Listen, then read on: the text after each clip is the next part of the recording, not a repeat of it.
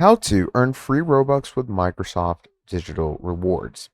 So, if you're on Roblox and you want to earn some good amount of Robux, then of course you're going to want to make sure that you are a veteran account holder at Microsoft. So what you're simply going to do is you're going to go ahead and sign in with your Microsoft account and come to their website, Microsoft Rewards. Just search it up on Google. And over there, you're simply going to come over to Redeem. And in Redeem, you're going to get the Roblox sweepstakes. Now, if you can't find it over here, just search it up on Google and write Roblox, Microsoft, Robux free. Okay, you're going to write in something like that. And over here, you're going to get the Microsoft rewards, which are going to be free digital 100 Robux. Okay, and you can redeem it through the Microsoft rewards.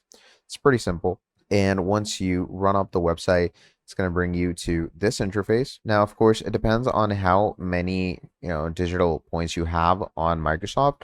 But if you have enough, you can simply hit redeem now. It's going to ask you your Roblox account and they're going to come straight to it. So that is how you're going to be getting free Robux in Roblox.